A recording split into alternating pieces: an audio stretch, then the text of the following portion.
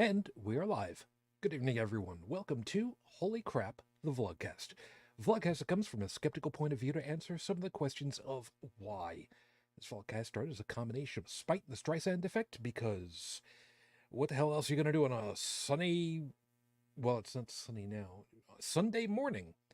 It's you know what, it's 5 o'clock somewhere, whatever the hell, it doesn't really much matter. You know what, I'm gonna drink something that's gonna look like it's alcoholic, but it absolutely is not.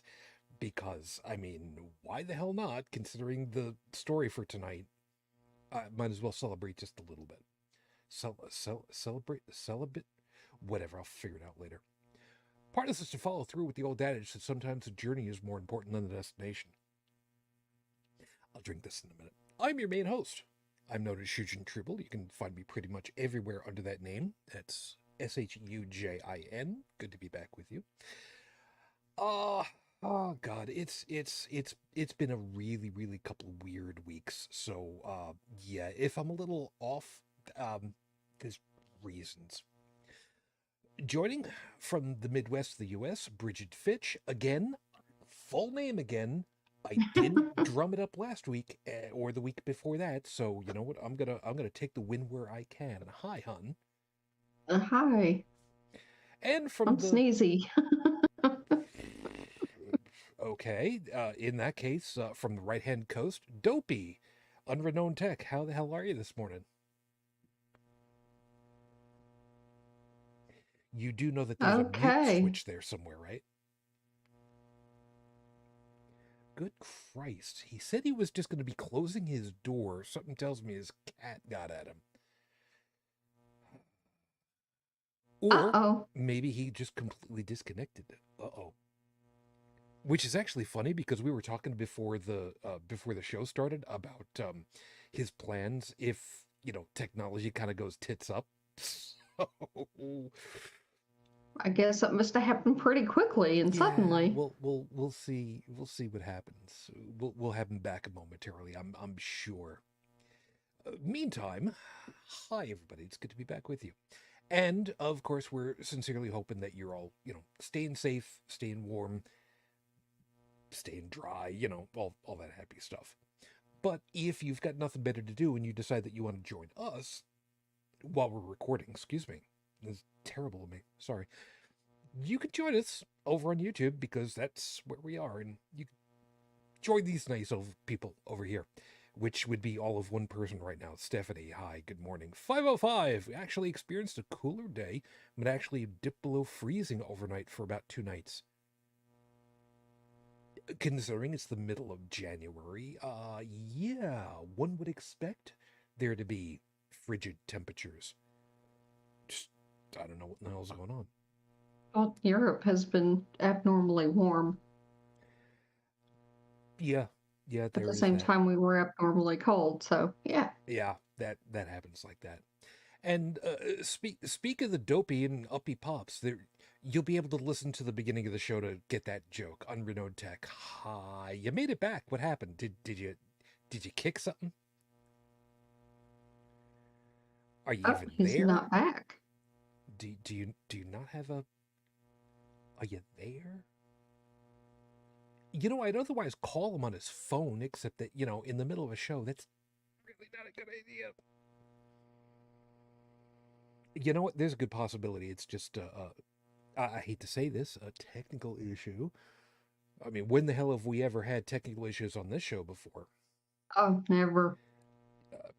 Yeah, we'll go with that. That's sure. Yeah, we'll see what happens. He'll show up eventually. So we'll see how this plays out. So let me get things started because we don't yeah, there's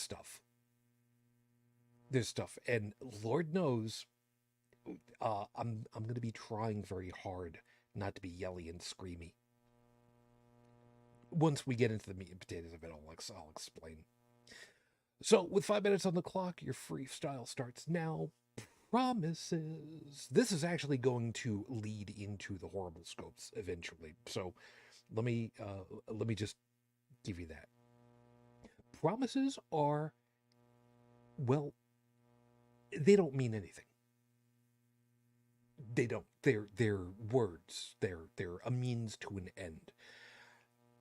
So long as at least one person doesn't find it worthwhile to keep it. Yes, I've been on the receiving end of that in many situations. I mean, we all have. Sooner or later, a promise gets broken. It just is it's an inevitability. Usually, if we're lucky, usually it's because something happened unexpectedly and a promise was broken, not because of malice, but just because, I mean, just stuff happens. It sucks, but sometimes that's the case. The one in particular that always comes up to my mind is a job that I had 20 years ago, give or take, a little bit more now. But I had a situation where I had a floor supervisor that needed to help me to get. I'm not going to go into the specifics of it all, but I was in a call center, and the numbers that I had to hit, I wasn't really hitting.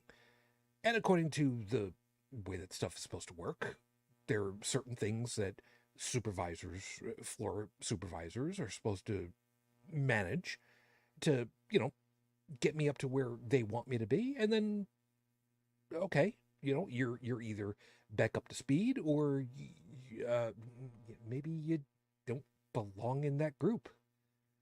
Well, the long and short of it was my direct supervisor didn't do the pieces that he was supposed to do, not on all the days. And, well, they brought me in and said, well, look, you got to do. You got to hit the numbers. And if you don't hit the numbers, well, so the floor manager, who used to be my supervisor at one time, is the one that told me about this. And it's just like, it's what we got to do. And, business is business. I understand that. He went ahead and, set me out on this. And I had to tell him, look, the guy that's being my supervisor now, he's not following through with what he's supposed to be doing. And if he's not following through with what he's supposed to be doing to get me up to speed, and I don't get up to speed, whose fault is that? So he goes ahead and he's just like, look, if they don't follow through correctly, then you know what, we'll just call the whole thing a wash. All right, we'll just retool everything and just get you mentored the way it's supposed to be. Okay, that's good. Fine, that's good. And we shook hands. To me, a gentleman's agreement means a lot, because if you can't just say, I intend to do this, you intend to do this, we agree on what's supposed to happen with the outcome of this, good.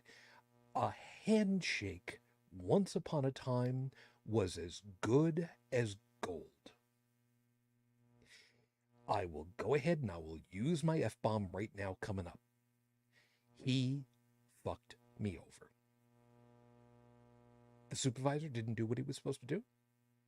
My numbers didn't get up to where the floor manager's supervisor wanted them to go. I got fired. Yes, it's been 20 years, and yes, I still think about that every once in a while when I think of who screwed me over, who broke their promise. You don't do that.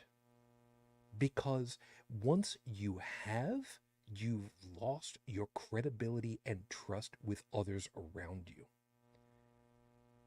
So if there is an agreement out there in the void somewhere, especially with a whole bunch of people, and the agreement is you're allowed to do such and such and so, and it's perfectly reasonable, and there's no reason to have to worry about any kind of being sued because of copyright or trademarks or whatever, stuff like that, and you go back on that deal, when everybody loses their crap about it and comes down hard on you financially, you have no one to blame but yourself.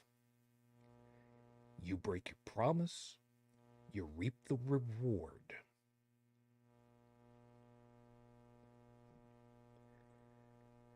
And that's the way that's going to play out. You will see how this plays out. Um, Fearless, hi, good evening, good to have you. And Stephanie is pointing out at work, get it in writing. I know that now. 20, whatever, however many years ago it was, at this point, 20 years ago at this point, I trusted him. I didn't have any reason not to. I believe the expression is you live, you learn. And what I learned is that I will never trust that son of a bitch again. Never. Fortunately, in the 20 years, I've never had to interact with him. So, do I know exactly who it was? Yes. But I will not go out of my way to piss on him if he's on fire. We'll go with that. Am I a little vindictive sometimes? Just a little bit. But we've all known people like that who richly deserve it. But I digress. Tech, are you back? Yes. Now you are. Hi. Sorry, we had a minor power thing that... My system was fine, but it knocked out several bulbs in the house in high traffic areas. And considering the setup in the home, it was more important to replace those bulbs post haste than be on the show for the opening. Okay. That's actually really funny because when your account just dropped out, we were both laughing because it's like, well, didn't he talk about just a little bit before the show about what happens if power goes out and everything's just offline and yeah. So my computer was fine, but I forgot to of all the silly things when I redid all my wiring and everything else, I forgot to plug the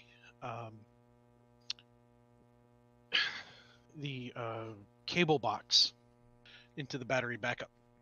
The home Wi-Fi stuff, all the network stuff, that's all battery backup, but the cable box I forgot to plug in. Gotcha. Yeah. Over here in the office, I've got a big ass power supply. My big ass inefficient computer is plugged into it. My cable modem is plugged into it. I need to get one for my home server and the router, the switch downstairs because I don't have that on a... I used to have a small trip light just for the cable modem, right? Because the home phone relies on it and things like that. And but it's been so too long and the battery's shot, and I got to go through the battery recycling program and get a new one and all that for it. Well, just get yourself a deep cycle battery and a couple of drill bits and just hook it up. I mean, how hard could it be? Yeah, sure, I'll go with that. I got nothing to lose. You got eyebrows. They may or may not be real. That's fair. I'm just saying, to anybody who's watched Furikuri knows exactly what I'm talking about. Fair enough. So, now that we've gotten that entertaining part out of the equation, how about we go ahead and take care of the horrible scopes? Sounds like a plan. Sure. I'll take that as a plan. So, it is time for the horrible scopes. Those of you that know what your astrological sign is, cool. Those of you that don't care, roll a d12, because that's about all a d12 is good for, usually. We doing the D&D one? That's what's going on, yes. So okay, I just wanted to make sure I had the right one open. Don't worry, I keep updating the same document, so you never have to worry about it. Yeah, you'd think I would freaking bookmark it then, right? Well, that's why I keep putting it in our chat so you can get to it. So, okay, I have officially bookmarked it now.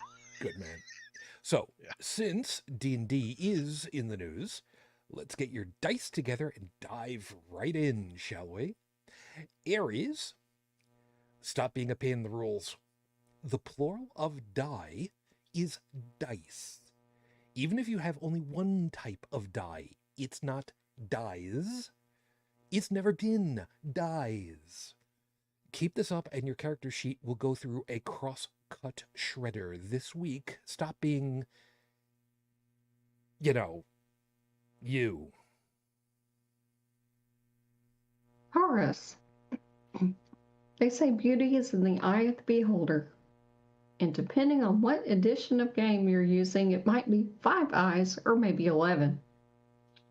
Regardless, it doesn't find you attractive in any romantic way, only a dietary one. This week, watch what you're eating. By the way, I pre-read Gemini, and I was actually thinking the wrong game, and it was neither one of the two that you. Oh, you're gonna have to tell me when you finish. Yep. Gemini, there are certain tabletop games that literally do not need to exist. The fact that they do and have been sold for decades says something about us collectively. Try to imagine someone in the 1970s pitching the idea to Milton Bradley for a 2-person game requiring spelling proficiency and dozens of playing pieces. If you were thinking Scrabble, you're wrong. Hangman. This week, make something useless. And what I was thinking of was actually perfection. That doesn't involve spelling. No, but it does involve eye-hand coordination proficiency, dozens of pieces, and everything else. And yeah, I still have childhood trauma from that one. Because I think perfection does not need to exist. So that was like one of the first games I thought of, and it just stuck. That's fair. So even though it doesn't have letters, it does have unique pieces like an X and so on that have to go into their specific spots. That's fair. Yeah, it's just a pain in the ass, that game. Then we're not going to get into... I know that's Hasbro, but yeah, let's not get into superfection then. No, please. I'd like my eyes to not bleed. Good choice. Cancer Moonchild. I got good news, and I got bad news for you. The good news is that there is an alternative to the Dungeons & Dragons brand adventuring game system. It's called Pathfinder. The bad news is there is an offshoot version called Pony Finder that reskins all the characters and creatures in a thinly veiled My Little Pony theme. You thought game nights were bad before. I want to see somebody take Dungeon Crawl Classics, DCC RPG, and ponyfy that. I would play. I would judge that game so hard. That would be so much fun. Keep that in mind. Leo, I'm going to start a new campaign this week with an experienced DM. Get together with your playing group and agree on a specific class. Centaur Warlocks. The DM might not like it, but hey, you're all from the same town, so it works, right? And you all have your pack marks on your flanks. As soon as the DI's eyes widen, you all sing out, "My little centaur, my little centaur." This week, keep psychiatric services on emergency speed dial.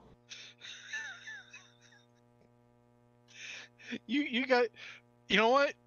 I would love to see somebody like attend one of the fur cons where they've dressed up like little centaurs and they do that and they just prance through like the main area singing "My little centaur, my little centaur." I got bad news for you then, man.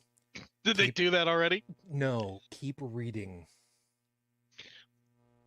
Virgo, you can get on this one too. According to the rules, centaurs can mount other centaurs. Meaning, your 5 centaur magic party can mount up and form medieval Voltron. This week, keep these plans to yourself.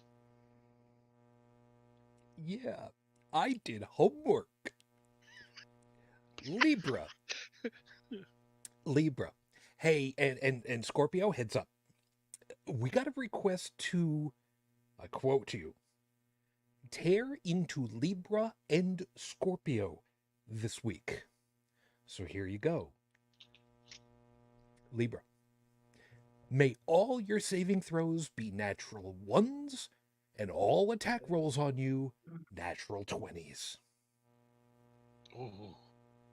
It gets better. TPK. Scorpio, just so we don't have to leave you with nothing, may all your familiars be baby mind flayers who get taken away from you by infant protection because you can't feed it. Yeah. That's They satisfying. got what they paid for, man. They didn't pay for it, but they asked. So That's very satisfying. that was a good one right there, right? Mine, baby, infant protection in D&D. Oh man, people would quit that job in a heartbeat. Yeah, but I mean, just think of that the poor baby mind flayer just sucking away and just starving to death. This Poor thing. Sagittarius. Okay, one more centaur item because you actually fit the bill. Centaurs average about 6 feet, so little short of 2 meters tall. Humans average about the same, maybe a little shorter. So, either the horse bodies are like tiny ponies, or the human torso is freakishly short. Either way, have fun getting that image out of your head this week. Yeah, Asshole. they got one of those too. Capricorn. Playing adventuring games can be a philosophical tour de force for people. For instance, you might get answers to questions you'd never considered before. For instance, if you tell the DM you want to search the chest for contents and they say, okay, roll d20 for me. And since this is a surprise condition, you get no modifiers on initiative. You never thought to ask how to identify a mimic, did you? If you survive this, plan on asking. And hopefully you remember to pack your 10-foot pole. Aquarius, be glad the magic missile spell doesn't require any material components to cast. A little waggle of the fingers and a spoken word and boom! Bunch of little darts fly into enemies. But imagine a house rule that says you still have to roll a d20 attack, and on a natural 1, the material component is your own fingernails forming a missile. This week, get your nails done professionally. Yeah, that's pretty much the reaction I got when this debuted last night. Now, on the positive, there are some women out there that, if that were possible, I would be very afraid of. Oh, yeah. Yeah. Pisces. Magic users get picked on a lot. Here's how you can even the playing field. Stop referring to it as your wand or staff. Call it a tree bone. Not only are you suddenly badass, but even the low intelligence barbarian will respect you. This week, play up your achievements. They need them. Tree bone, really? Somebody had suggested specifically make it a treant tree bone. Ooh. I hadn't really considered that, but that makes a lot more sense. Yo, dog, we heard you like trees and bones, so we put a bone in your tree and a tree in your bone, and now it's starting to sound like a whale. There's some people who are into biology who know exactly where I'm going on that one, and that's as far as it goes. Those are your horrible scopes for this week. Remember, if you like what you got, freak, okay. But if you would like to bribe me, all you need to do is ask for a nicer or a naughtier one for next week. Yeah. I work very cheap that way. And just a quick public service announcement, D&D related, of course. To those out there who, like me, grew up playing D&D as well as other things, and really don't want Hasbro fooling around with the OGL, hit them where it hurts. Stop buying stuff from Hasbro. Okay? They bought out the stuff. They're in charge. Don't buy Magic the Gathering. Don't buy anything D&D. Do your own homebrew stuff. Number 1, you'll have more fun. I guarantee it.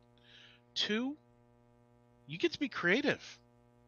Just imagine, you have that one nerd in the group who actually read Dante's Inferno, being the dungeon master of a homebrew game.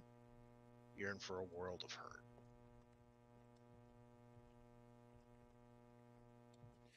Yeah, and I'm just reminding myself that I'm going to put a link for everybody later to a YouTube series called Dimension 20. You want to see some folks having some really good time with adventure gaming? Oh yeah, that's going to be worth it. It's a Or hell, it's a try long something different. watch. It's a long watch Yeah. for even just the first series, but it's worth it. And I know I mentioned DCC RPG in passing before. We've got the link in the chat. We can always add that to it there too.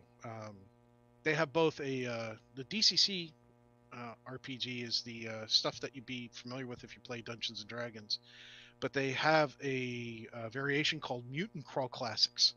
That one's so far in the future that humans are an absurd rarity on the Earth.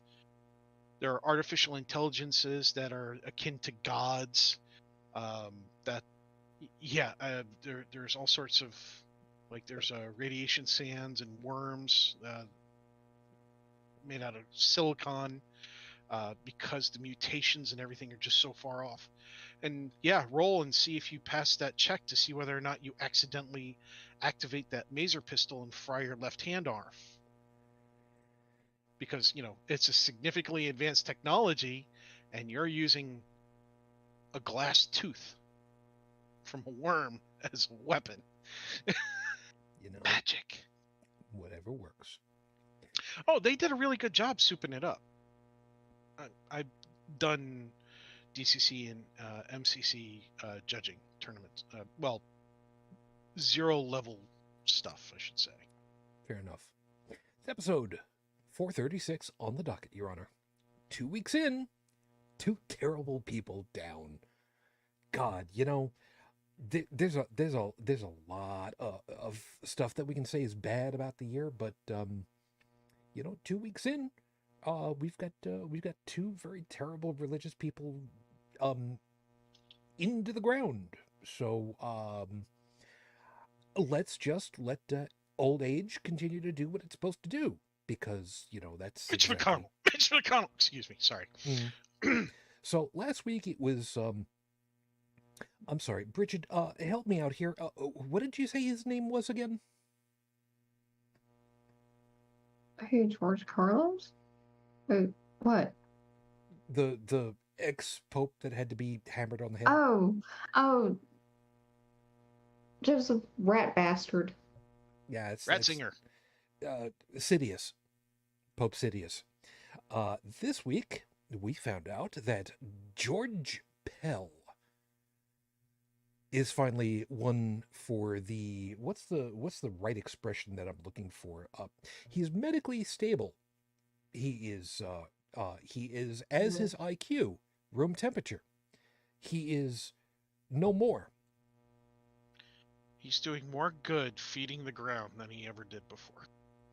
I think that might be one of the nicest things that we're going to say about him. Yep. Well, it's kind of like talking about Hitler. I mean, the nicest thing that Hitler ever did was kill Hitler. Yep. Yep. There is exactly that. And I love the people who argue with me and are like, well, if it wasn't for Hitler, they would have never had to kill Hitler. That is also simultaneously a problem.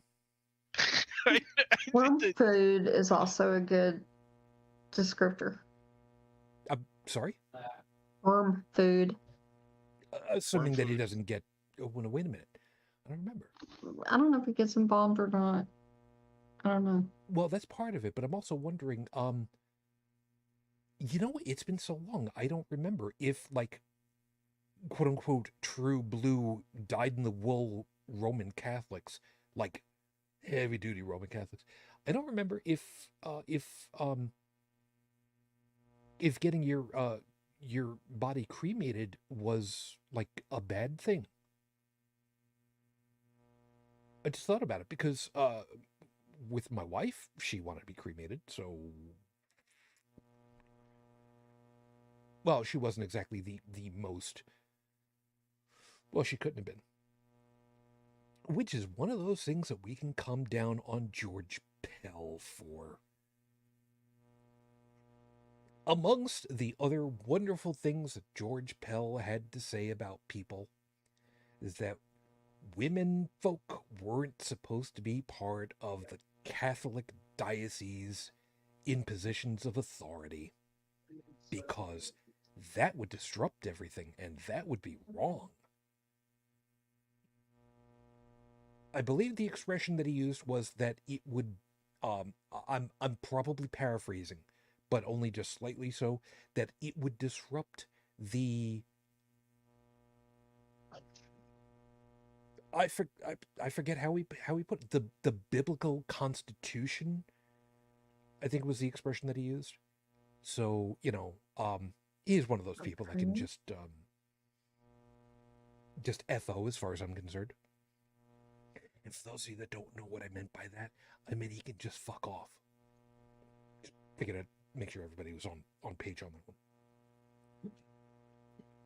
I'm glad he's gone, personally speaking. For those of you that, for whatever reason, George Pell, the name George Pell doesn't necessarily give you any reaction. George Pell was, amongst other things, a cardinal, in Australia way. And he was investigated for, prosecuted for, and convicted for. And those are the key words, by the way. Yeah. Prosecuted and convicted. Okay. These are not just allegations. Yep. And I think the nicest way of putting it is kitty diddling. That's a very nice euphemism for it, because it goes a little bit beyond his own, because apparently he knew stuff even in the 70s, because he was, I forget what year it was, but in the late 60s, he started his tenure through the Catholic Church. So in the 70s, he knew stuff of what was going on down there Australia way and basically didn't do anything about it.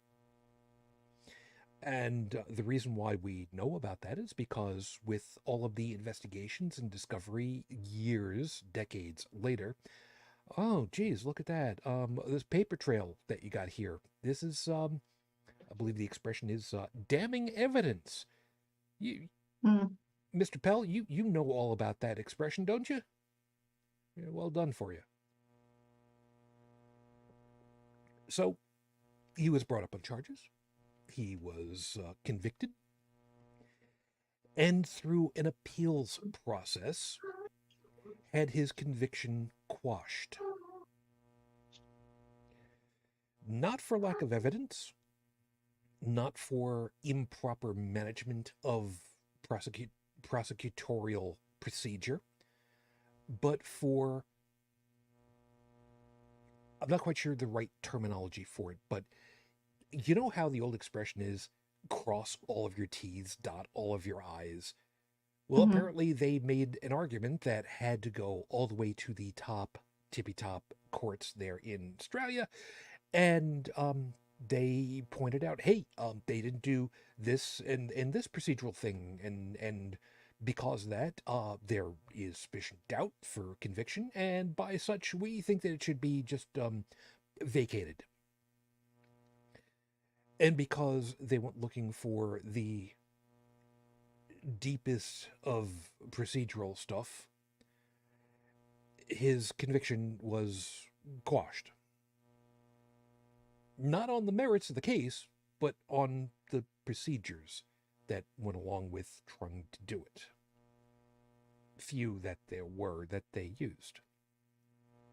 Now, I'm one of those people who very firmly believes that if your conviction happened and your argument is not with the court procedure itself, i.e., you didn't argue in court that something was wrong procedurally before, if you didn't argue that there was a problem with the discovery of evidence, the investigation itself, and you want to do this end run, sideways run, in order to get a conviction like that killed because you couldn't argue on the merits of the case, I don't have any reason to believe that a person was not,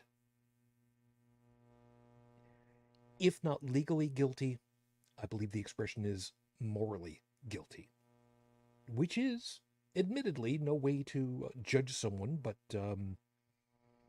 you know what they say about judging people. I mean, Catholics think that a whole bunch of other people go to hell anyway, so you know what? We can judge them all we want, as far as I'm concerned. So I'm very happy that he is long gone from this world. Thank you very kindly. And yes, I am, well, I'm drinking bubbly apple cider because, I mean, I've got it in the house, so I might as well celebrate with something.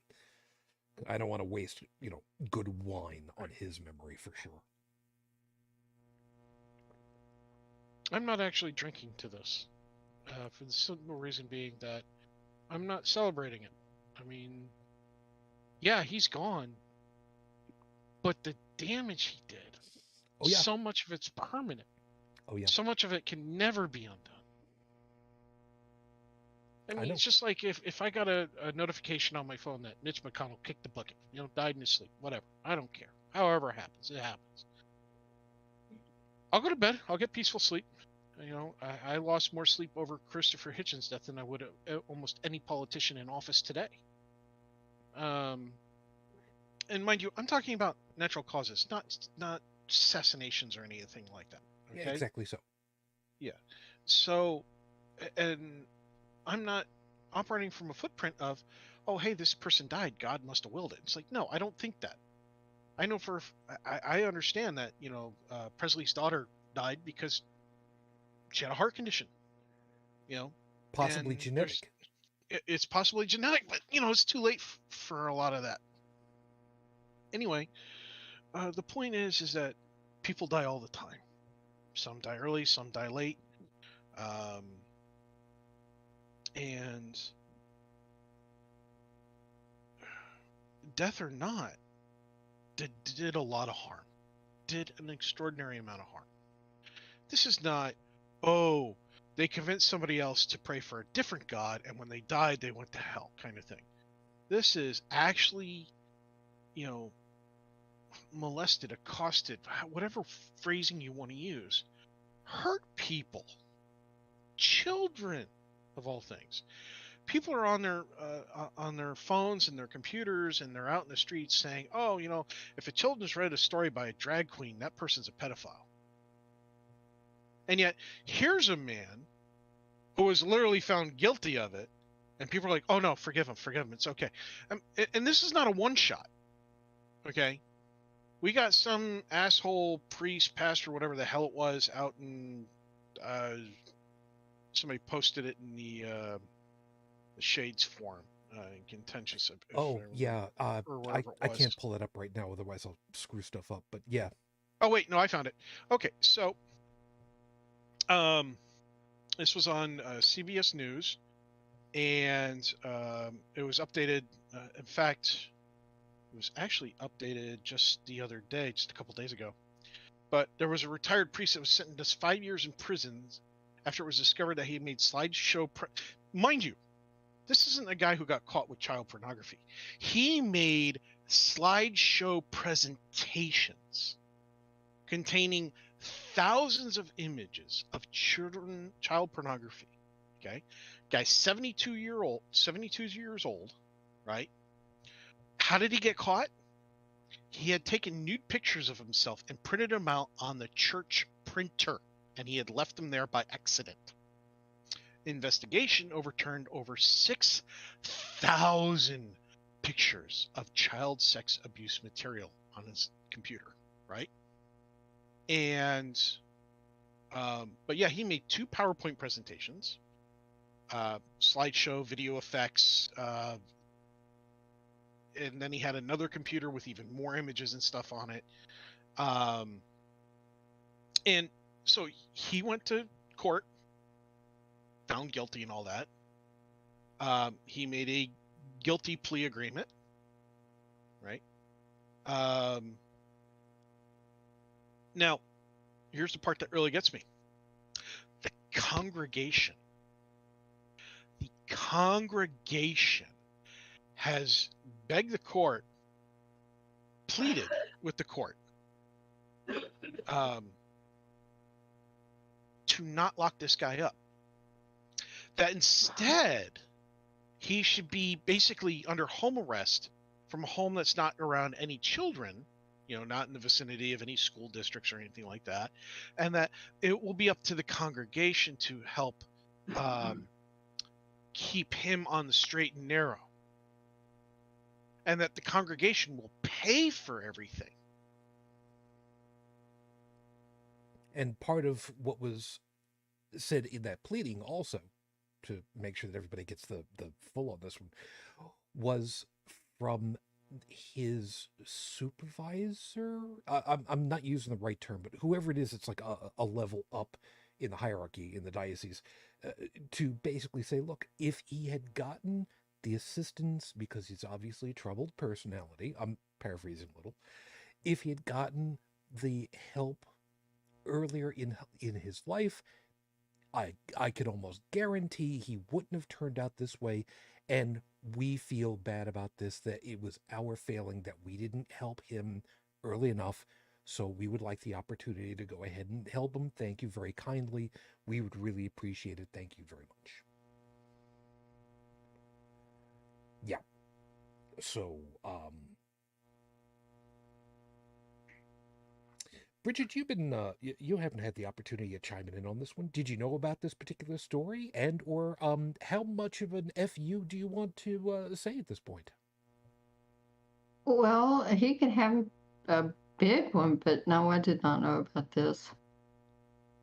It's not the first time we've heard about this kind of thing. Mind you, the child abuse picture stuff, that's not Pell. No, this is it was somebody else entirely. Yeah, we've got the link, the name of the person, and all that shit's in there. We are not going to, say that this is true and not provide some evidence. Yeah, we'll have the news article in the notes for everybody to look over themselves. But yeah, this is not nearly the first time that we've heard of exactly this kind of thing happening. This is normal for them. This is so stupidly normal. Oh, our priest, our rabbi, our whatever got caught sexually assaulting a child. Boy, girl, both, doesn't matter. And somehow, they need to be forgiven because that's the right thing to do. But this person over here, this straight person over here who just thought it would be fun to get dressed up in women's clothing while they read a book, that person's a predator. That person has to be put to stone to death because they're not like me. See, I'm normal. And if I do wrong, you should forgive me. But anybody else does wrong, the hell with them. Literally. As the years go by, I become less of an atheist and more of an anti-theist. Well, actually, I shouldn't say I'm less of an atheist. I'm still an atheist no matter what. Because, well, I shouldn't say no matter what, because if somebody ever provides concrete empirical evidence that God exists, of I don't know which God, but a God, right? That will force me to change my my mental thought processes and stop being an atheist. But that has never happened in the history of humanity, so I don't foresee myself stopping being an atheist anytime soon. Yeah. On the other hand, go ahead. I'm sorry. The closest we can come to this one that I can think of would be, first one would be, there are horses that are born with birth defects, sometimes additional legs, so Loki exists. There are swans and rape, so Zeus exists. There's water and very, very unhappy people, so Pluto exists. You know what? I'm making a much better calling for the Greek and the Roman gods. That's scary, actually, come to think of it. Yeah. So, but the point is that as I get older, I become more anti-theistic. Literally wanting to see religions go away. Yeah. Desiring religions to go away. Because they just keep hurting people. The people who know how to use anything to their advantage find that religion is one of the easiest tools to use. People are gullible. People are stupid, especially in big groups, right? It is easier to fool a congregation of people than it is to fool one person. Because you have the groupthink, you have that mob mentality, and that is reinforcement for the ones who are easy to be fooled, and then for the ones who are less easy to be fooled, due to peer pressure and social acceptance, they tend to be more inclined to go along with it. The whole fake it till you make it thing. And then you can actually make yourself delusional doing the whole fake it till you make it shit. I found the quote because I wanted to make sure that I got it right. A person is smart. People are dumb, panicky, dangerous animals, and you know it. Men in Black. Agent K called it absolutely correctly. Well, I didn't have that in mind when I was saying it, but it's right. It applies because it's true. In fact, one of, oh God, I forget who it was. They had even won an award. There was an old 1950s short story by a famous science fiction author. It was in one of those collections that had won like an award or something. One of the Nebula Awards or whatever. I can't remember. It's so long. I read it as a kid. But aliens had come to planet Earth, and they had almost started a war. They had almost started riots all over the world, wars and everything else.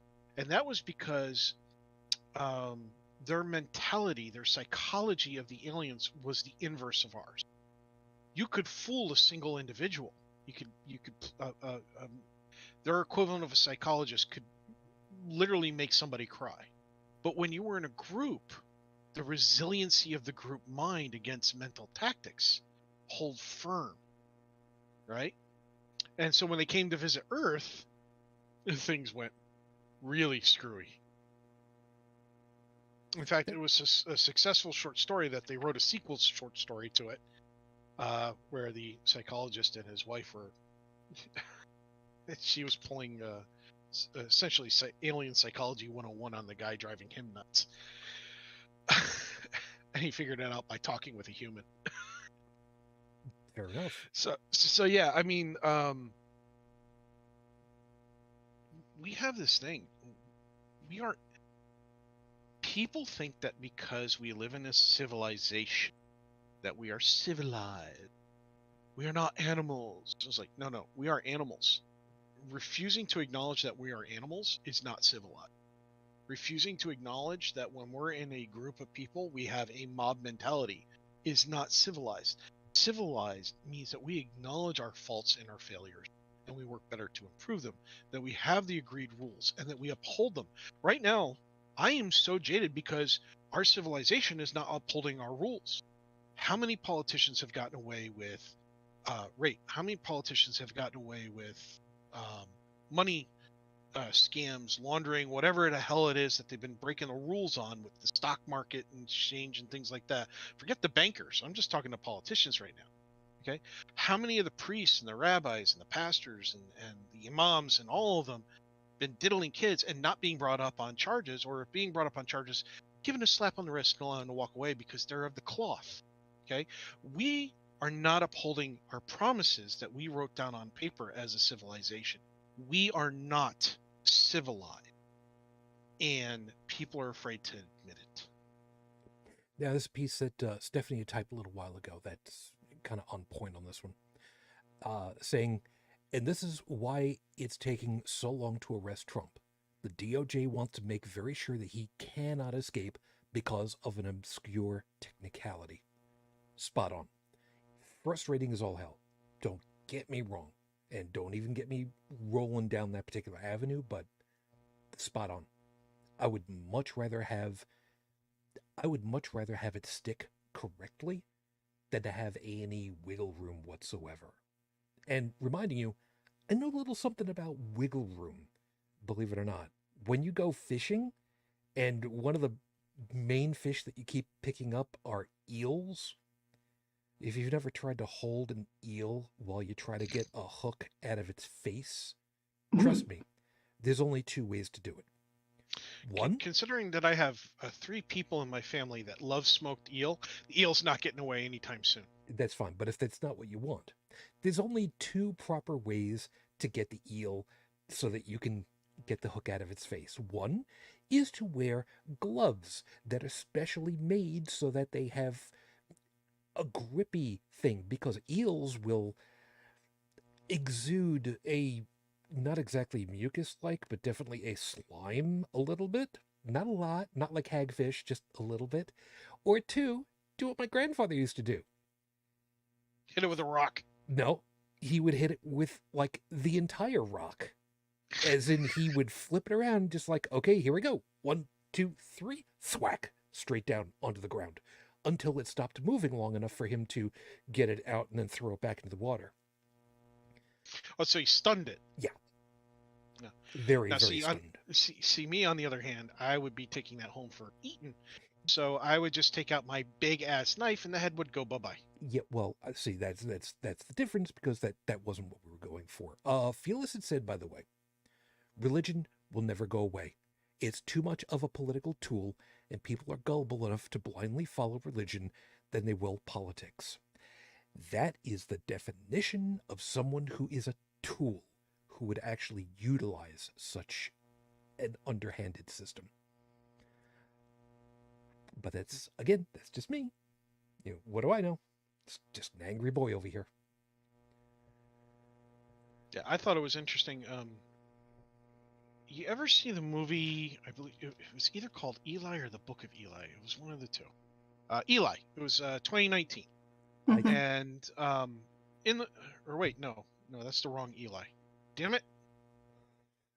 It sounds vaguely familiar, but I don't believe that I've seen.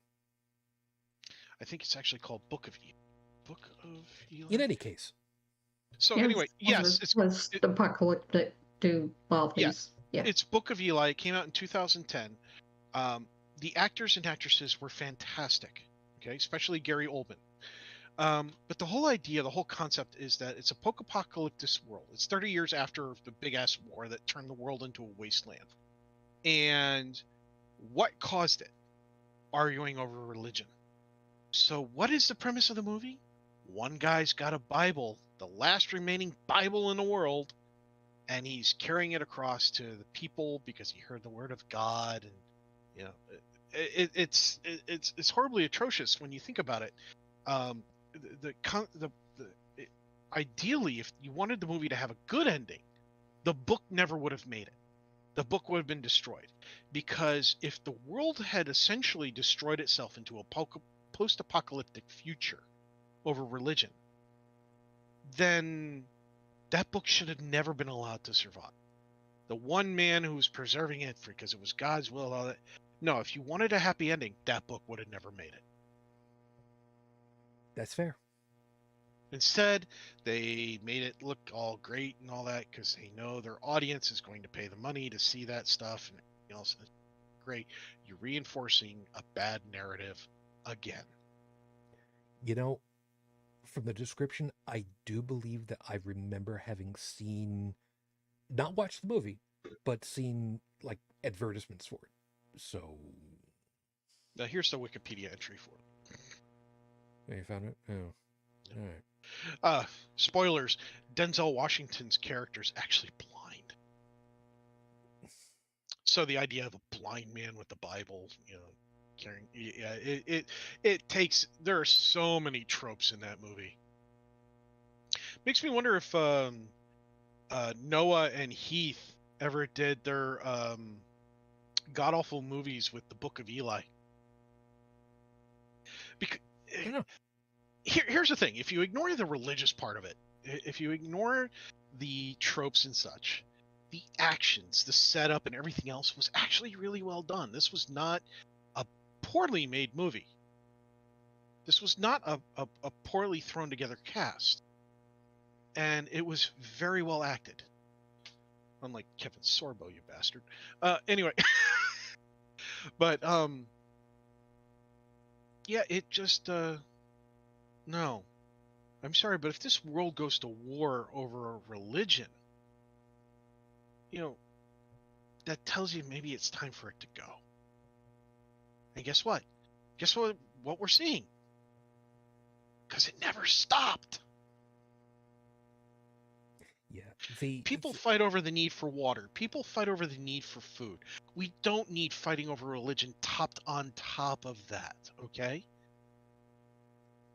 Because then you have people who have food and water, who are neighbors with people who also have food and water, fighting over whose God is more real. I'm sorry. No problem. It's the timing that I try to keep so that, I don't step over somebody, because I could. I don't have a lot of caffeine in my system, so my pauses are irregular. I apologize. No, it just falls right into the thing. The bright side that I can say to this whole damn thing is, and I know full well that Brigid's going to appreciate this and is going to agree with me, because I want you into this. The numbers keep showing us that year after year after year, the number of people who have stayed in religions is been on decline for good. I'm gonna say 40 years. Mm-hmm. It's picking up, especially with my son's generation. I've noticed that a lot of them that aren't forced into home learning environments by the religious families, or excluding certain scenarios like that, I've noticed that a lot of the young ones they're very politically aware, not necessarily active, aware. Okay? Like my son, he wants nothing to do with politics, but he follows the politics. Mm-hmm. He watches what's going on. So does his girlfriend. So do a lot of the classmates. And a lot of them, when they talk in their abbreviated form of conversation. The emojis and the emoticons and the Instagram pictures and the forms that make us seem long-winded, because we are in comparison. And they're watching all this. They're making plans. They're figuring out what to do, what needs to be done. Because, I mean, when you look at somebody making minimum wage now, not being able to afford a Whopper or a Big Mac, but you go back to the 1970s, 1980s, and you could work 1 hour and afford multiple Whoppers and multiple Big Macs. Okay? There's something wrong there. Yep. Okay? There's something horribly wrong. When your cost of living inflation has increased to the point of where you have to work plus 100% of your time just so that you can afford a 1-bedroom apartment, when before it was only like 25% of your time to work to afford a 1-bedroom apartment. They know something's wrong. Even if they didn't live that past, they can see the history. They can see how others lived. They can talk to us, the parents, and find out what it was like. And they are, and they're listening. They're not dismissive. They're paying attention. Yeah, sideways to that, by the way. Stephanie, this works out perfectly because we got somebody on the panel that knows a little something about this. Stephanie said, even a lot of those who are forced into home education get out into the world and drop the rubbish they have been taught. Because you don't have much of a choice. Right, hun? Yep. I had a friend when I was going to the first college that I ever attended. There was a gentleman in the class who was very outgoing, very smiley, and very awkward. Turned out he was homeschooled. And after meeting his parents, for the first time. No, it wasn't a date. We were just doing the computer project together. And this is back when your compiler came with a book that was about 3 inches thick. So we were still trying to learn how to use some stuff. And we were putting our heads together at his place because he had a bigger house. I got the same kind of manual for Delphi back over here. Haven't read a single page, but I was his first outside friend. By outside meaning not in his church. And shocker of all things, he had no female friends, by the way, outside of the church. And at one point, his dad had mentioned something. And that brought up book conversations. And we started talking about authors. And I had mentioned Isaac Asimov. And I was promptly asked to leave. Mm-hmm. I'll ask why. Or did we ever find out? What do you mean? So, the next time I went to class at college, he told me that his parents has told him that he's supposed to stay away from me because I read authors who are, they're very anti-God. Understand that, Isaac Asimov was actually the president of the American Humanist Society. Okay. He's written a lot of scientific and non-scientific topics. He didn't just write science fiction. Okay. He was into chemistry, astronomy, mathematics, history, and so on. Okay. The guy was heavily smart, heavily educated. And he also, he was an atheist. He was a humanist. And he was a rationalist. And you ask anybody in a religion, nope. And he didn't have a problem, going up against superstitious or pseudoscientific beliefs. I mean, heck, his mother was a Jew. So, I mean, it's not like this guy was brought up in an atheist home. Okay? He was brought up in Orthodox Orthodox Jewish environment. And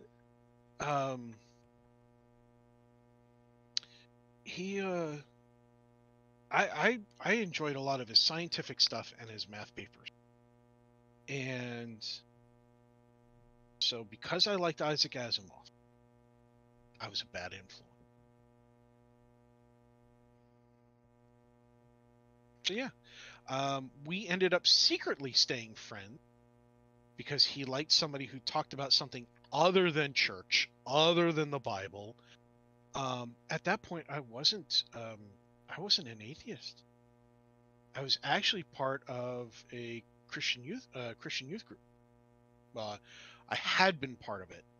Going to college, I was no longer part of that group anymore, and I was considering joining the college level group. But I had so much on my plate, and then one of my family members had, for a few years, had taken a turn for the worse, and I didn't have a lot of time for that shit. That's fair enough. But yeah, I mean, it just...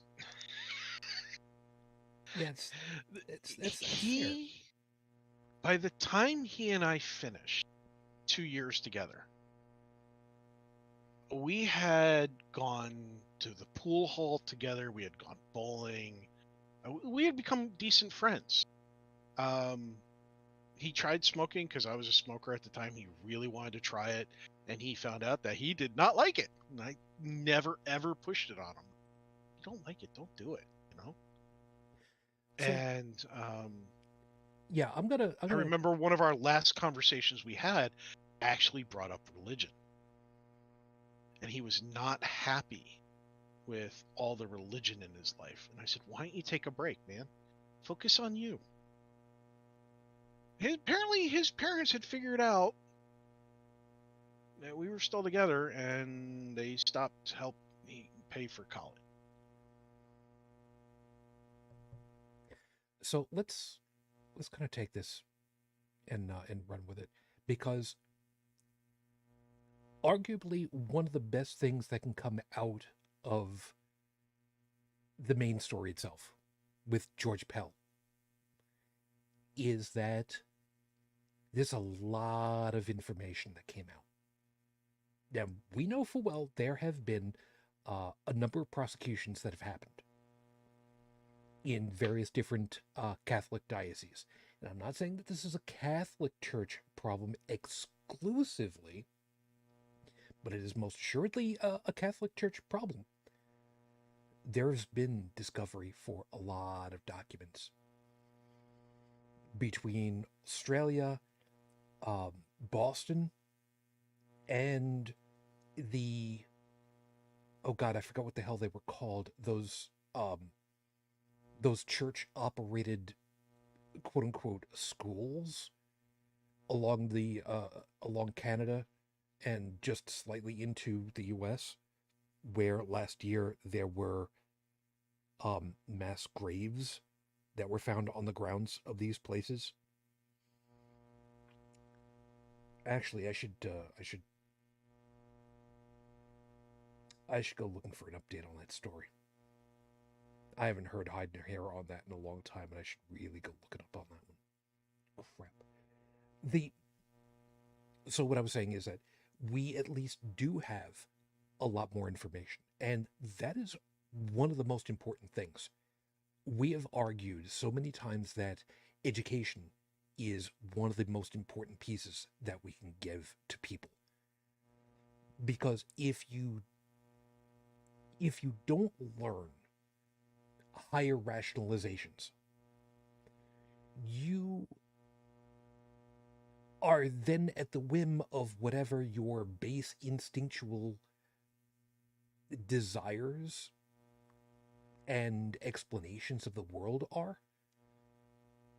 Which means, you will see things in the grass that aren't there because we pattern match stuff.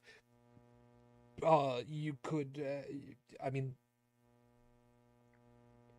if you use those shortcomings in education, you can make people do whatever the hell it is that you want them to do just by duping them. So, with the fact that we have more and more and more evidence, admittedly too much evidence and not enough prosecution going on, I can get behind that argument, but there's more and more information. And as that information leaks down to the less set in their way minds, i.e. the younger groups who are more attentive, who have more access to information, the want to be part of organizations like that dwindles off. And that's exactly what we've been seeing. People get set in their ways, man. They don't want to leave the church after 60, 70 years of their lives. Because, what did I do? Did I waste my entire life on this? When the short answer is yes, people can think that you're being a dick about it. When you're not. You're just being accurate. And these kids don't want to spend their lives with, well, a lie. There are these things where people have put together these memes about, we always thought that the dissemination of knowledge to everyone in the world at the click of a button, access to knowledge would be the turning point for the species as a whole. And we suddenly find out, no, it had nothing to do with access to information at all. Well, you're not wrong, but you're not exactly right. Because the inertia of society, you know, some of that inertia kind of bleeds off as the older and older, more staid in their ways generations evaporate from the uh, marketplace of ideas. Am I using a good enough reference? Am I making a good enough euphemism here? People get I the think idea you're of what good. I'm talking. They're no longer alive, which means they can't influence. They can't force compliance because they just can't. And the information, the what once upon a time ago used to be called the information superhighway, which we can actually properly call it right now with actual like proper information, news, facts, reporting. The kids get it. The kids are getting it. It's getting to them. Whether you want to try to keep it away from them or not. The kids are the ones where digital dog cow would say, that's your cue.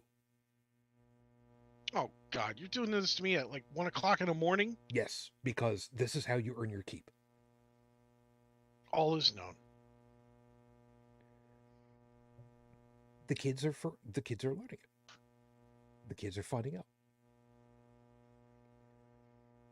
Now, kind of going back because I keep trying to get you in on this. You're making this really hard on me, you bitch. Me? When I know. I'm not all here. I'm tired. I'm sorry. I'm trying. If only we had a morning show, then you could really hear me snore. Ugh. Don't force the issue, man. I hurt you. You saw what I did with those horrible scopes, man. I can hurt you. Don't do this. Don't make me that guy. Challenge accepted. All right, schooling is not a good idea. OBS tanked on me there for a couple of seconds. Sorry, folks. I would That was actually interesting. say slightly differently in that homeschooling in its current iteration and homeschooling by itself is not good because of the lack of the social interactions, things like that. And let's not start about masking and social distancing and all that other crap. That's a different conversation. The problem with the homeschooling environment right now is that there is a movement that's been ongoing that targets religious families who are homeschooling to get around certain standardization of the education to cater to their religious beliefs so that they could emit certain and certain groups out there are using this to also help influence what side of the political spectrum that those kids come out on. And it's really sick because the kids aren't being given a chance to make their own decisions. It's being shoved down their damn throats. They have no safe space. See, a true school, a true publicly funded school, which is secular, is a true safe space for all children. Because the way it's supposed to work is, here's the knowledge and facts that we have as a society, as a species, that we have proven past a hypothesis into the theory, which means factual. Not a layman's theory, but a scientific. Okay? Philosophy is philosophy, math is math, and so on and so on and so on. And English is messy. Okay. Yeah, many languages are messy. But the point is that now that they have this stuff, then they can start having arguments with each other. They can start seeing different viewpoints. They can start experiencing different things, all within the safety of the school. Away from the people that says, no, you can't learn that because it's against our religion. Or no, you can't learn that because we want you to be this political side of the spectrum. But you're taking that away from the children. You're trying to. And you know who you are. You who know who you are probably aren't even listening. But it's really, really sad. It's really bad. It's getting worse. And yeah, I'd like to see the homeschooling standards be strictly the same thing as the public school standards, with no variation.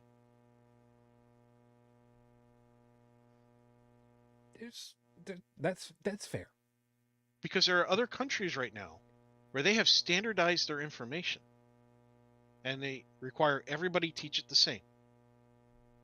And everybody's working with the same set of facts at that point. Granted, some groups out there, some societies out there, some governments out there are not teaching just the facts. But you can be certain that you can go to any people that have grown up there and get about the same answer as the next. Yeah. So again, the information about what's been going on isn't something that would be told in school per se, but there are the possibilities of getting into public school classes that would get you into that. Dealing with history, for instance, comparative religion, at least having the ability of reading through in an English course, understanding and dissecting a student's choice of something that was in, I don't know if they can even do it this way anymore, a newspaper. When the hell was the last time anybody actually properly picked up a Newsday? It's still sold. It's just, it seems so anachronistic, though.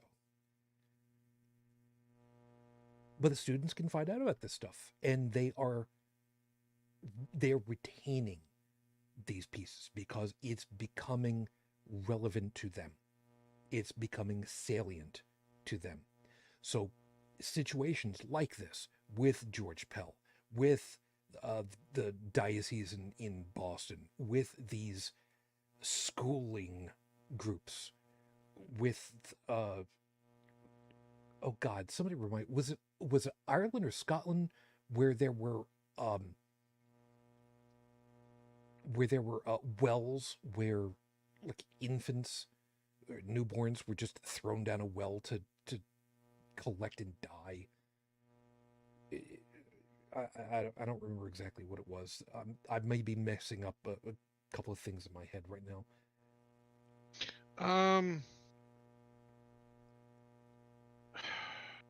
I know there was. Let's see. I know there was one lady that was in the Victorian age, was known for strangling babies and then hiding it and all that other shit. There have been cases where they've dug up, they found an improvised grave where babies were thrown in, just because they weren't wanted. And they were done at, what do they call those? Damn it, they had nuns and shit there. I was thinking it was like an orphanage or something like that. Essentially. Yeah. Man, we're gonna have to find that stuff because I know what you're talking about. Yeah, see, this is one of the reasons why I missed that. Why the fuck did that bitch decide that now was a good time to go ahead and die without letting us know, all the tabs that she had open on how many different web browsers did she have open at any one time? What was it, 3, 4? More than that. And she had a document that had all, but It's fine. Yeah, there was a mass grave. You're talking about recent, not just in history. Well, the Relatively recently excavation found. was recent, I should say. Yeah. And that was something like in, what was it, 2016 or something like that?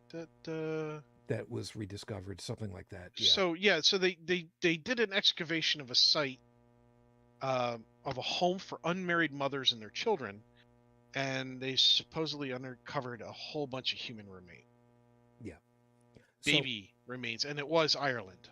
Oh, it was Ireland. Okay. I found the link. Okay. I appreciate that.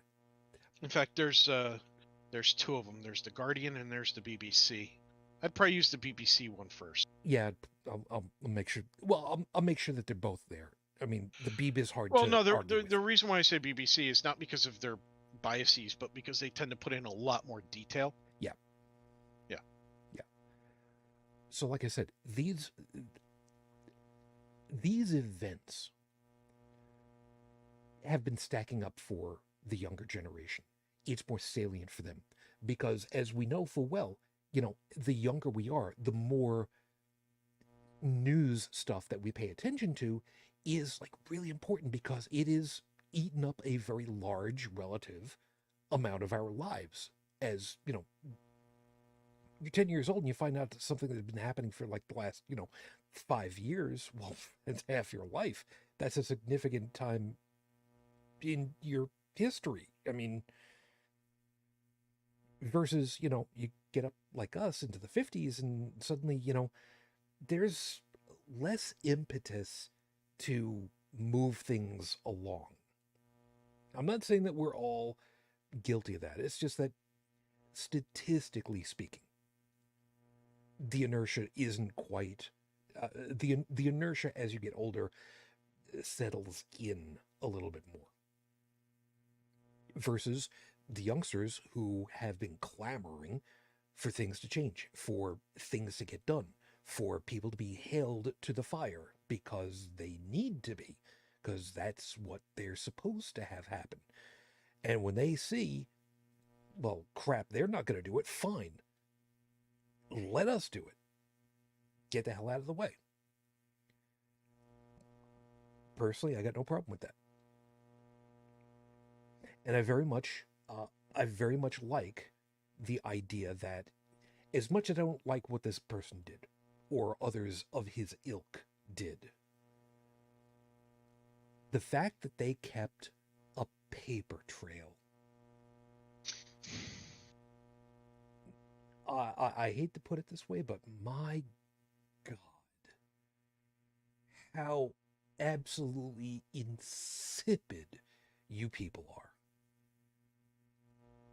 When my wife was alive in business, she told me one of the most important things you could ever do is document. You keep a paper trail of every damn thing. Again, going back to what I opened with, kind of learned that after the fact. But man, when there is a paper trail to follow through on everything, it's good. It's good because that means that we can just corroborate all the people that had been making accusations for, decades. So, like I said, this guy does not go to the grave an innocent. He wiggled out of the noose, might be the nicest way of putting it. He found a chink in the armor. That doesn't change the fact that he did what he did, and it was proven that he did what he did. But he found a way of having that scrubbed.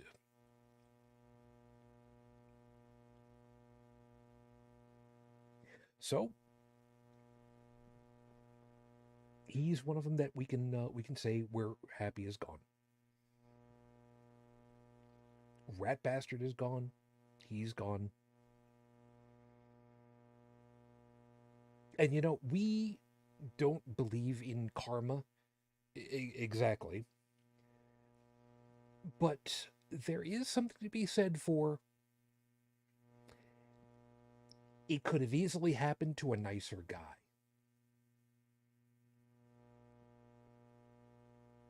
I, for one, am just.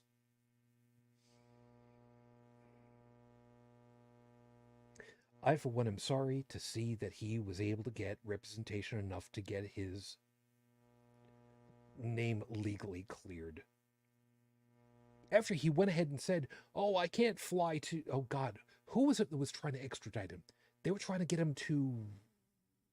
I think they were trying to get him to the U.S. At one point, some years ago, they were trying to get him extradited to a different country, and he went ahead and said, "Oh, well, I'm too weak and infirm to take international air flight. Don't have anybody that be able to care for me if anything should happen at 35,000 feet." And meanwhile, there's a bunch of people who are just like, "I'll put up the money for a doctor. I'm a licensed physician. I'll be on the flight for you. Tell me when, tell me where. We'll get you out there." And used whatever legal trickery he could to just stay in his home country and not be extradited somewhere else. The bastard.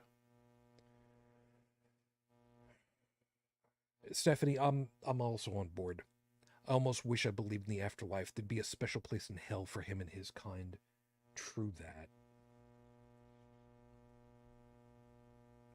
True that. How?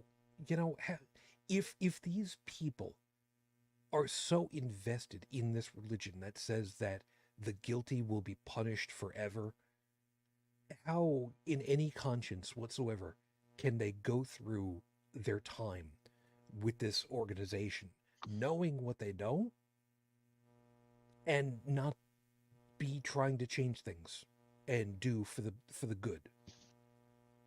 Because the ones who truly believe it believe that they can be forgiven any sin, and the ones who don't believe it know that they can just manipulate things to get what they want. Man, that is a long, long game, though. Being the ones who are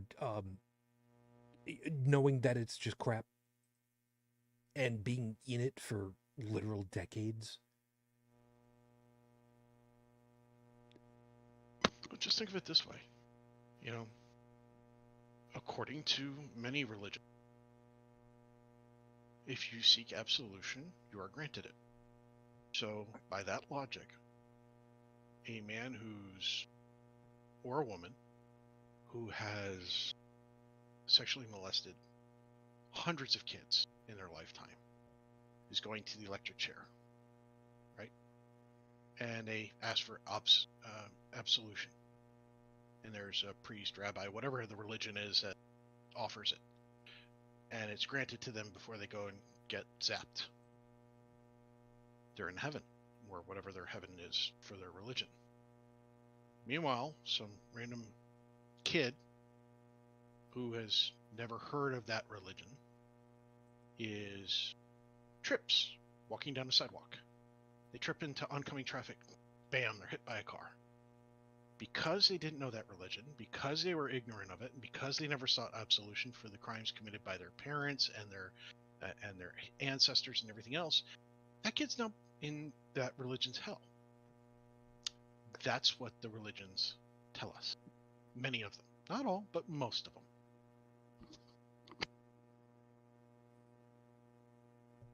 Oh, and the worst part is you'll get like on the Christian side, the apologetics will say, "Oh, the child's in it, blah, blah, blah." And it's like, well, wait a minute, hold on.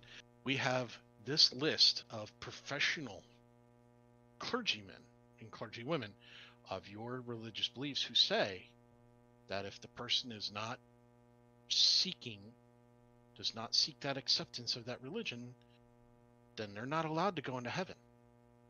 So no matter what you say in your apologetics, that kid's in hell, or the equivalent. Have a nice day. Hope you can live with that. Yeah, I remember. And they can, because they do the mental gymnastics and ignore all the other crap. Yeah, I remember hearing that failed pregnancies. That's a very large term, and I'm trying to be as respectful as I can on this one. "Quote unquote" failed pregnancies. they were still granted a soul, and then the soul gets returned back. And according to Roman Catholicism at the time, and I'm thinking back to like the 70s, those souls go to this relatively recent creation that was written up called purgatory. It's not heaven because they didn't earn their way into heaven yet, and it's not hell because they didn't earn their way into hell yet, but the souls of the children of the unborn simply go there so that they can be judged by growing up as a spirit that Yeah, the mental gymnastics of that one is. well, no, wait. I know how this is supposed to play out because I mean, because they wrote about it and they know how it's supposed to work out because, well, I guess if you want, you could pay the church to, I mean, tip the scales a little bit in the kid's name. So I guess that works out just fine. Just the way it works out. I wonder what it would happen if you were to tell them that the kid's name was Martin Luther and see what they do about that at that point.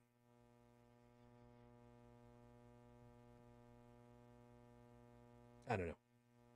I'm picking on him. Anyway. And yeah, Phyllis, they make it up as they go. It's exactly right. It's exactly right. That's why they now say when a kid dies, they don't say that the kid's in purgatory. Now they say, "Oh, God needs that shit again to pop somebody in the face." Yeah, you know what? If God wanted another soul, could have just said, "Hey, here's a new soul." Because I mean, what does God have to do? Doesn't have to snap his fingers. Just hey, according to your religion, it was just a word, and the word was,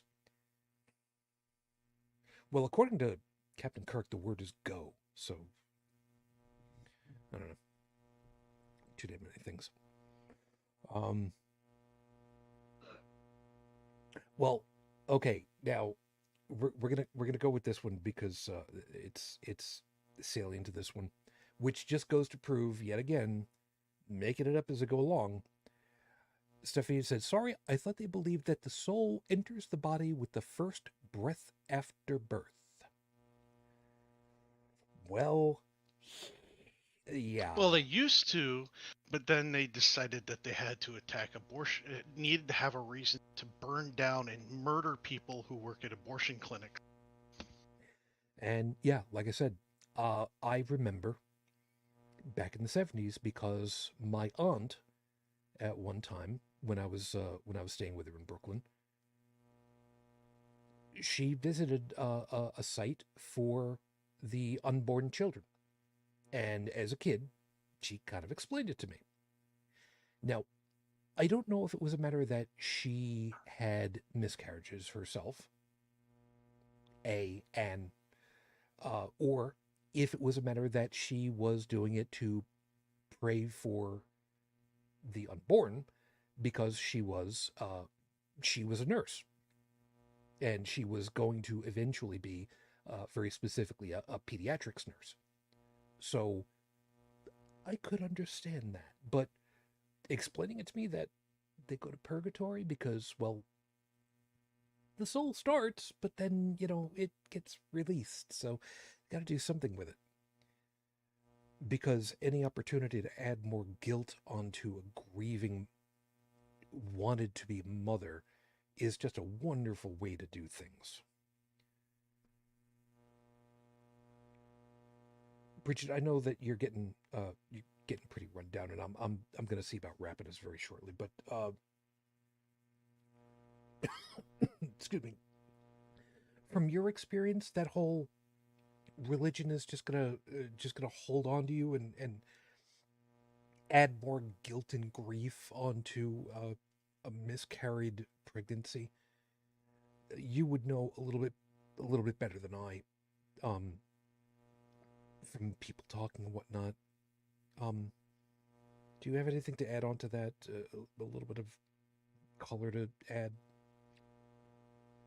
I mean, not really, because I mean, I wasn't Catholic, and so we didn't have that kind of, It doesn't have to be. you know. Doesn't have to be Catholic. I mean, you've got a different But I mean, if you had a experience. miscarriage, with like my people, I mean, they didn't say, "Oh, the fetus is going to hell" or anything like that. I mean, it just was one of those things. So it was that concept wasn't there. Which is one of the few nicer things that could potentially be said about that. Yeah, we didn't do christenings and stuff like that. Just wasn't a thing.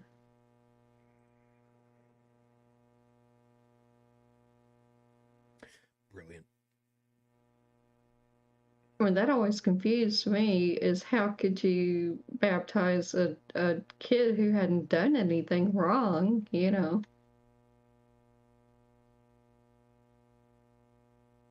Oh, okay. I see what you mean. Yeah. Yeah, I get you.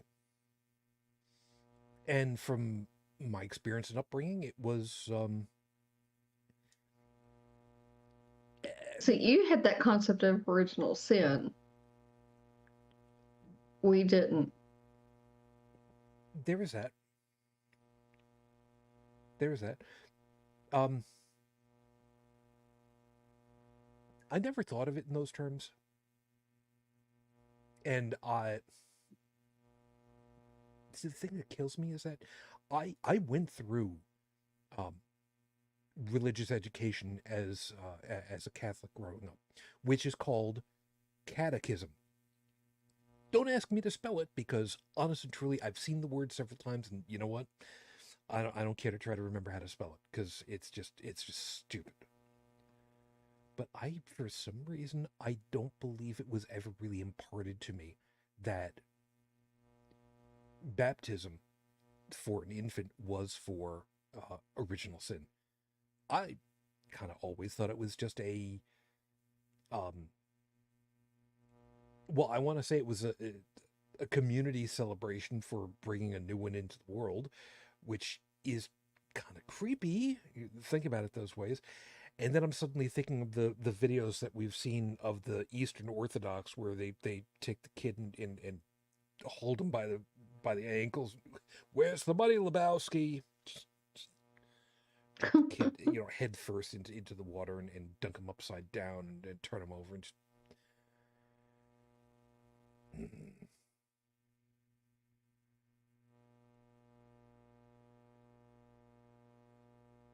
I'm just really glad that my wife never had any kind of familial or theological guilt fisted on her. She had enough on her own, thinking that she made mistakes.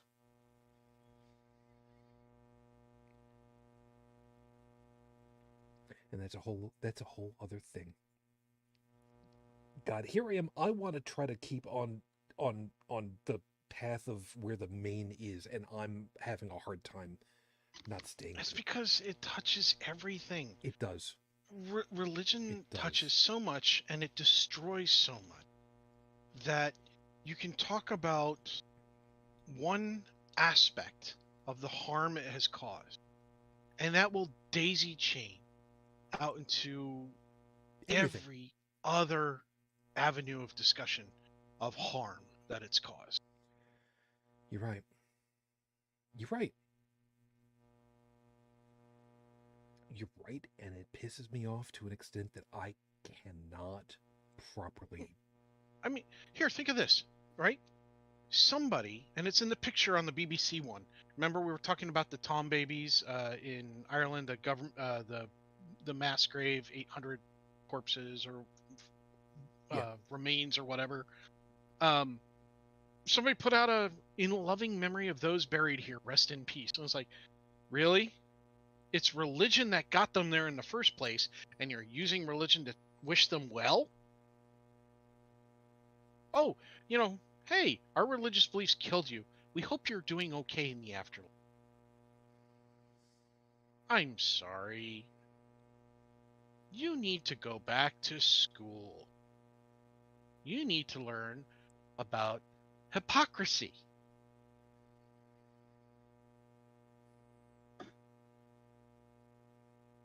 It's fair. You can't have it both ways.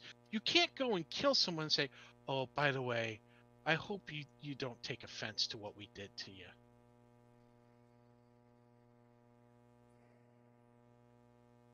I can't argue.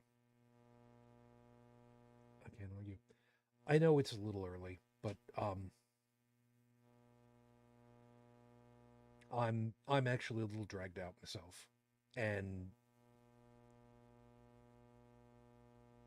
I got no other way of wording it.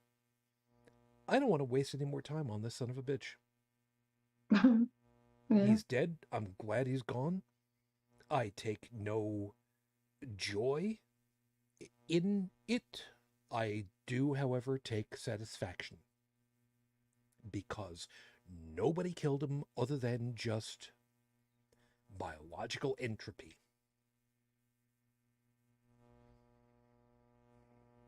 And I believe the expression is, may whatever God he believes in take mercy on his soul, because I wouldn't. And if it's just God, it wouldn't either. Then again, if there was a just God, it wouldn't have happened in the first place, right? Brigid, you've had the least amount of time on tonight. Is there anything that you want to close with? Because otherwise, I think I'm just done with this, because even this is leaving a bad taste in my mouth from this bastard. Yeah, I don't really have anything, which is not helpful, but It is what it is, you know. I say it every time something like this happens. We do this voluntarily. We come here because we want to. I keep doing it because I find something worthy out of it all, and the guys join me because for the most part they do too. So we have a relatively off night. You know what? For it's okay. approaching 500 episodes at this point. You know what? Well, not exactly approaching. I mean, we still got a long time to go before we get there, but you know what I mean. Actually, where are we? 400. Oh my God! Even this time next year, we still wouldn't have gotten to 500 episodes. God damn it! Maybe we should just do 2 episodes a week. That'll get our numbers up. Yeah. No. That's not gonna happen. Anyway, you know what? I think Stephanie's got the last word for the night. Think of all the victims dancing on his grave, metaphorically. If they were, I would hope that they would keep going and keep going and keep going until they had to stop to pee and didn't. I'm just going to let that sit right there. It's early for us, but you know what? Screw it. I think it's not. I don't think it's worth going on this anymore, because screw this son of a bitch. Thank you for joining us, everybody. I would otherwise give you the normal closing, but you know what? I'm not even going to bother, because, I thought that this was going to be a topic I'd be able to get through with some level of dispassion. The more the night's gone on, and the more these pieces have interwoven in my head, nah, man. Nah. I'm just done with him. Over in the chat, guys, thank you. Fearless, appreciate it. Take care of yourself. Stephanie, also have a good week ahead. Good luck with the temperatures out there, UK wise, because you know, I'm just hoping that you don't end up getting an Arctic blast like we did, because that would suck. So you take care of yourself. Tech, thank you as always. I hope you have a good week, and yeah, maybe we'll have some much better news to talk about for next week, eh? Yep. Maybe. In any case, you take good care of yourself, man. Stay safe. Yeah, you guys too. Brigid, I know you don't have very much energy left at this point, but you still got enough left over for one person to be told to drop dead, sort of, right? It's always bank pence, of course, Well, but this is a collective one for all these people who are wanting Biden to be impeached over the documents scandal. Yeah, go fuck yourselves.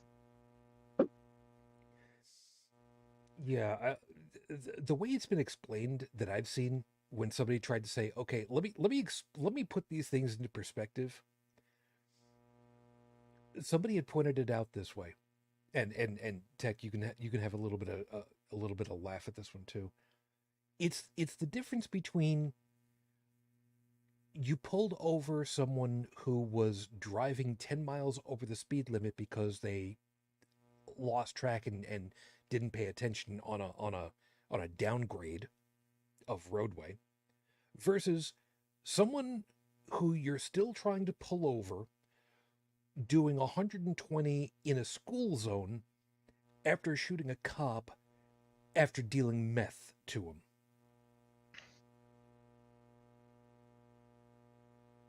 Yeah. Now I got that image in my head.